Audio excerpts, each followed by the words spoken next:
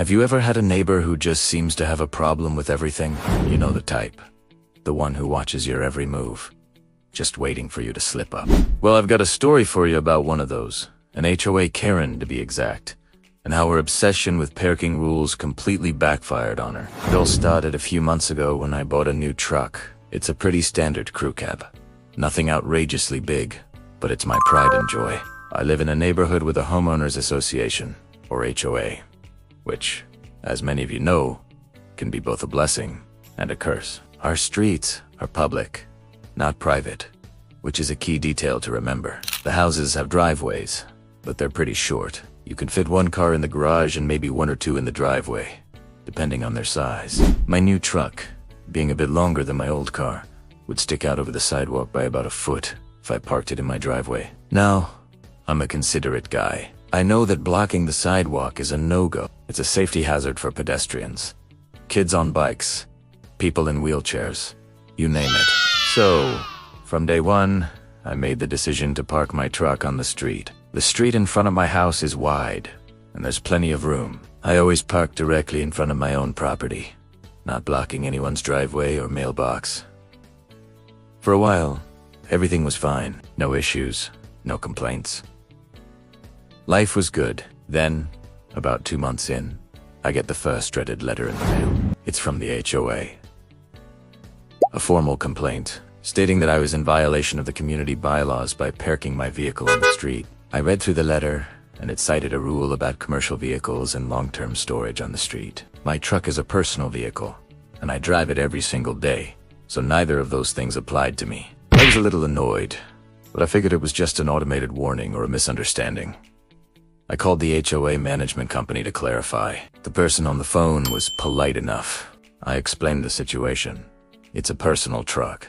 I use it daily, and I park on a public street to avoid blocking the public sidewalk. They seemed to understand and said they'd make a note in my file. I thought that was the end of it. Oh, how wrong I was. A week later, another letter arrives. Same complaint. This time, it had a picture of my truck parked on the street, taken from an angle that made it look as menacing as possible. Now, I was getting frustrated. I called the HOA again. We just talked about this, I said, trying to keep my cool. It's not a commercial vehicle, and it's not being stored. They gave me the same runaround, promising to look into it. This is when I started to suspect that this wasn't just a random complaint. This was personal. I had a pretty good idea who was behind it. Let's call her. Parking lot Patty. Patty lives a few doors down and has a reputation for being the neighborhood watch, judge, and jury, all rolled into one. She is one of those people who seems to have nothing better to do than stare out her window and document every perceived infraction. The letters kept coming, once a week, like clockwork. Each one was more threatening than the last, mentioning fines and further action. I kept calling the HOA, and each time they'd say, well, a homeowner is reporting it, so we have to send the letter.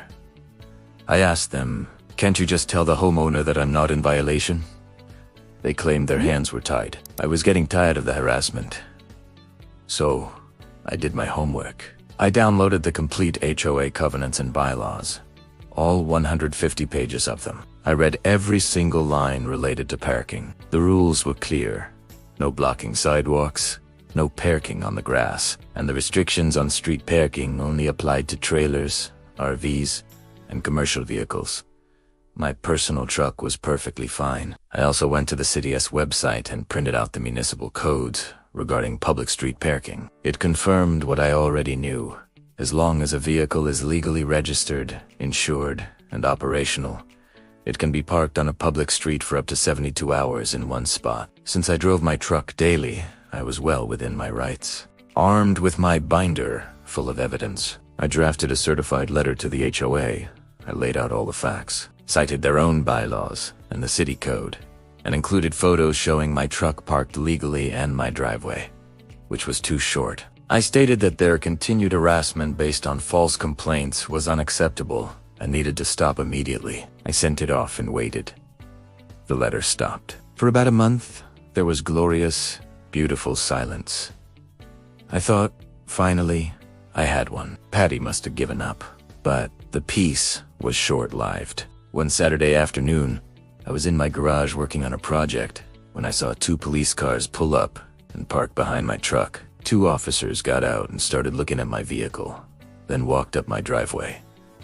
My heart sank for a second. Had the HOA escalated this to a whole new level? The officers were friendly. One of them said, "Sir, we received a call about a vehicle that's been abandoned here for several weeks." I just had to laugh. "Abandoned," I said. "Officers, this is my truck. I drove it this morning to get coffee." They looked a bit confused. "The caller was very insistent," one of them said. "Claimed it hasn't moved in over a month and was a safety hazard." I knew immediately it was Patty. "Who else would have the nerve?" "Let me guess," I said. "The call came from a woman a few doors down." The officer just gave me a little smile and a nod. "Sir, can you show us the registration?" "Of course," I said. He went inside, grabbed my paperwork, and showed them that everything was current and registered to my address. I explained the whole saga with the HOA and the neighbor who was obsessed with my truck. I even showed them my binder of documents. They listened patiently. When I was done, one of the officers shook his head. "We get calls like this sometimes," he said. "People trying to use us to enforce HOA rules on public streets. We can't do that. As far as we're concerned, your truck is parked perfectly legally. You're not doing anything wrong." They were about to leave when I had an idea. "Officers," I asked, "would you mind having a word with the person who made the false report? This is starting to feel like harassment, and filing a false police report is a serious thing." The officers looked at each other. One of them grinned. "You know what? I think that's a great idea. We need to explain to the caller what constitutes a real emergency.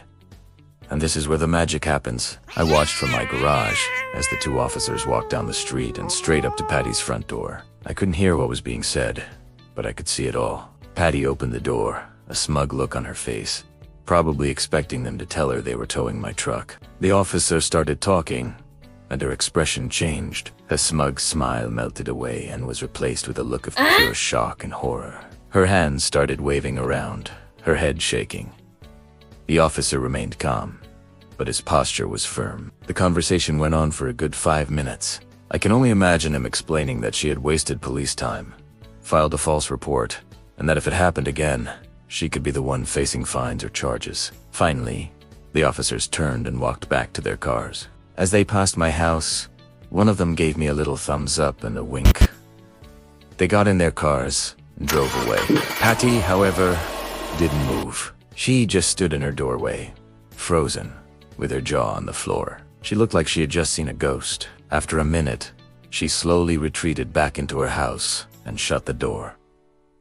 And you know what? The street has been wonderfully quiet ever since. I haven't received a single letter from the HOA. I haven't seen Patty staring out her window. I continue to park my truck in the exact same spot on the public street, right where it belongs. It just goes to show you that sometimes, when you're dealing with a bully, the best thing to do is to know your rights. Stand your ground, and let them completely embarrass themselves. The satisfaction of watching her plan implode was sweeter than any revenge I could have ever dreamed of. So, if you're dealing with a similar situation, my advice is to do your research, read your bylaws, know the local laws, and don't be afraid to stand up for yourself. Sometimes, all it takes is a little bit of knowledge and a well-timed visit from local law enforcement to solve the problem for good. Thanks for listening to my story. And don't forget to like and subscribe for more tales of petty revenge and neighborhood drama.